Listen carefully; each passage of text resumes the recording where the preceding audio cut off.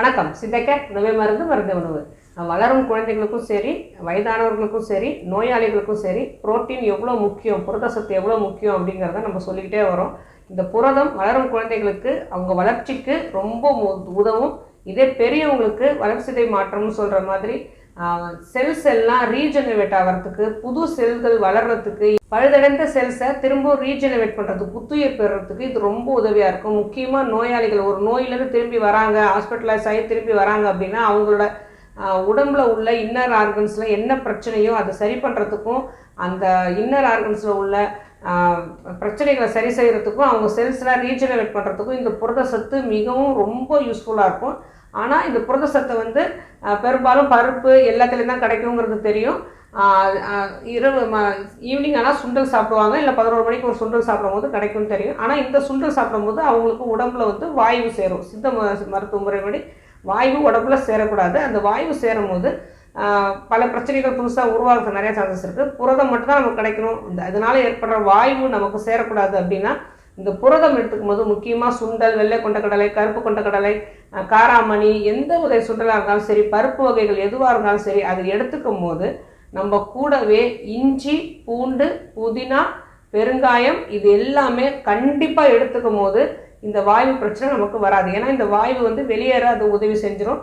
பூண்டை அவங்க daily protein எடுத்துக்கிறாங்க அப்படின்னா டெய்லி ஒரு 10 பூண்டு கொள்ளாவது பாலில் நல்லா வேக வச்சு கரைச்சி குடிச்சிடலாம். அப்படி இல்லைன்னா சுண்டலோட இஞ்சி துவையலோ, கருவேப்பிலை துவையலோ, இல்லை புதினா துவையலோ சட்னியோ சைடில் வச்சு சாலடு மாதிரி செஞ்சு சாப்பிட்லாம். அப்படி இல்லைன்னா அவங்க பெருங்காயத்தில் நிறைய பெருங்காயத்தை போட்டு வேக வைக்கலாம், இல்லை பெருங்காயத்தை தாளித்து கொட்டிக்கலாம். சுண்டலில் நிறைய பச்சை தேங்காய், அதாவது தேங்காவை திருவி அதில் போட்டுட்டு இறக்குன பிறகு தான், அந்த சூட்டோடு போடக்கூடாது. அந்த இறக்குன பிறகு பெருங்காயத்தை நல்லா தாளித்து கொட்டிட்டு அதில் நிறைய தேங்காய் போட்டு சாப்பிடும் போது அந்த ஃபைபரால் நிறைய நார் சத்து நமக்கு கிடைக்கும், வாயுவும் வெளியேறதுக்கு நிறைய வாய்ப்பு இருக்குது. ஏன்னா இந்த மாதிரி சுண்டல் கண்டிப்பாக சாப்பிட்ணும். புரோட்டீன் அவங்களுக்கு புரத சத்து கண்டிப்பாக கிடைக்கும்.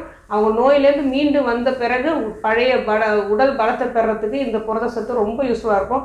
ஆனால் இந்த புரதத்துலேருந்து கிடைக்கிற வாயுவை நம்ம உடம்புல சேர விடாமல் வெளியேற்றுறதுக்கு ஒரே வழி இந்த மாதிரி வாயுவை கலைத்து விடும் சாமான்கள். இந்த பொருட்களோடு சேர்த்து நம்ம புரோட்டீன் சாப்பிட்டுட்டோம் அப்படின்னா ரொம்ப நல்லது. இதே புரோட்டீன் சோயாவில் இருக்குது.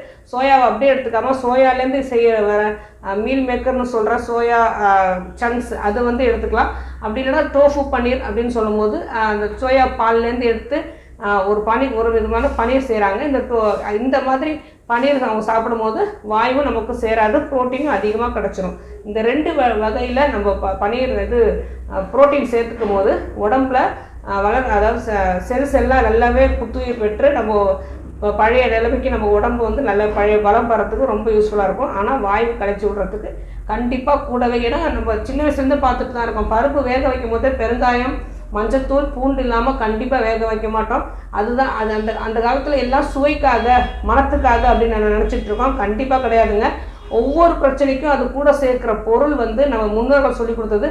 கூட சேர்க்குற பொருள் அதில் உள்ள தேவையில்லாத நச்சுத்தன்மை உள்ள நமக்கு ஏதாவது கிடைக்குது அப்படின்னா அந்த நச்சுத்தன்மையோ தேவையில்லாத சத்துக்களையோ வெளியேற்றுறதுக்காக உள்ளது தான் இந்த கூட சேர்க்குற பொருட்கள்.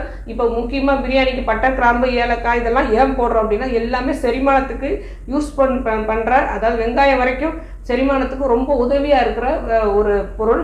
ஏன்னா இது எல்லாமே சேர்க்கும் போது பிரியாணி ஹெவியாக இருக்கும், ஃபேட்டு கண்டென்ட் அதிகமாக இருக்கும்.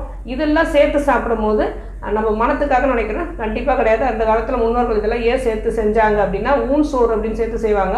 ஏன் செஞ்சாங்க அப்படின்னா இந்த பட்டை, கிராம்பு, ஏலக்காய், இஞ்சி, பூண்டு எல்லாமே உடம்புல மனத்தை மட்டும், வாய்க்கு மனத்தை மட்டும் உண்டாக்காமல் உடம்புல சேர வேண்டிய நஞ்சுக்களை எல்லாமே வெளியேற்றக்கூடிய தன்மை உள்ளது. செரிமானத்துக்கு ரொம்ப யூஸ்ஃபுல்லாக இருக்கும். அது மாதிரி தான் நம்ம ஒவ்வொரு உணவுப் பொருட்களையும் முன்னோர்கள் சொன்னபடி அவங்க அனுமானம், அதாவது எதோட சேர்த்து சாப்பிடணுங்கிற விஷயத்தை தெரிஞ்சுக்கிட்டு இதை நம்ம பின்பற்றிட்டு வந்தால் நமக்கு சத்துக்கள் மட்டும்தான் கிடைக்கும், நஞ்சுக்கள் நீங்கிடும். ஆரோக்கியமாக வாழ்வோம். வேறு எதை பற்றி பேசணும் நீங்கள் நினச்சாலும் சரி, தாராளமாக கமெண்ட் பண்ணுங்கள். உங்களுக்கு எந்த நோயாக இருந்தாலும் சித்தாய்க்கார அணுகுங்க.